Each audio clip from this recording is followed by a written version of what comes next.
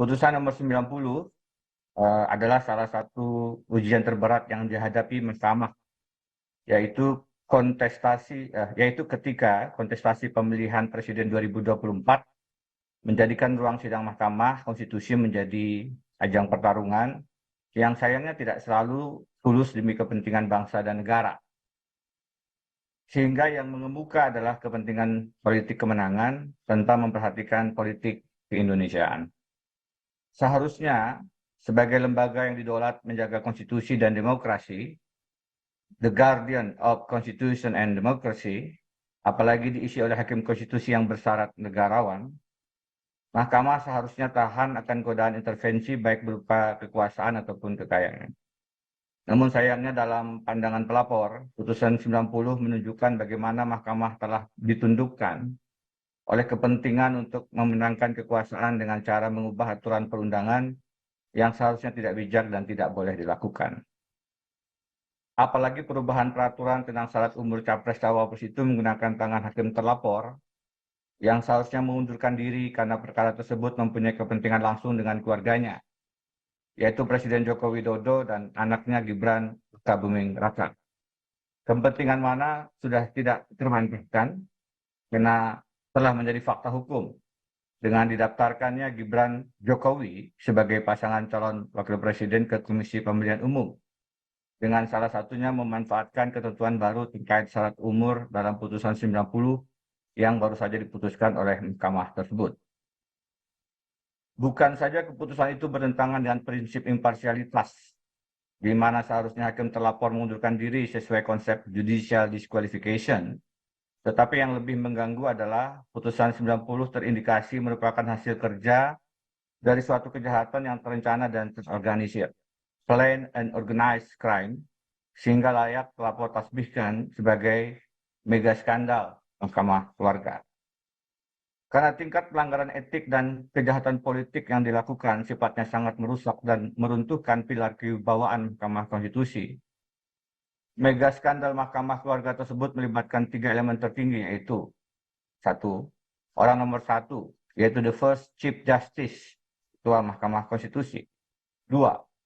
Untuk kepentingan langsung pihak keluarganya, yaitu the first family, keluarga Presiden Republik Indonesia Joko Widodo dan anaknya Gibran Rakabuming Raka. Dan 3. Demi menduduki posisi di lembaga kepresidenan, yaitu the first office, kantor kepresidenan Republik Indonesia. Sehingga dengan semua elemen tertinggi demikian, tidaklah patut jika pelanggaran etika dan kejahatan politik yang terjadi dipandang hanya sebagai pelanggaran dan kejahatan yang biasa-biasa saja, dan cukup dijatuhkan sanksi etika semata. Kerusakan yang diakibatkan terlalu dahsyat, sehingga prinsip bahwa putusan Mahkamah Konstitusi harus dihormati sebagai yang terakhir dan mengikat, final and binding, kali ini harus dibuka opsi pengecualian, exception, justru demi menjaga kewibawaan, kehormatan, dan keluhuran Mahkamah Konstitusi itu sendiri. Dalam kondisi yang sedemikian penting dan genting inilah, peran Majelis Kehormatan Mahkamah Konstitusi mesti dijadikan pintu solusi untuk melakukan koreksi mendasar.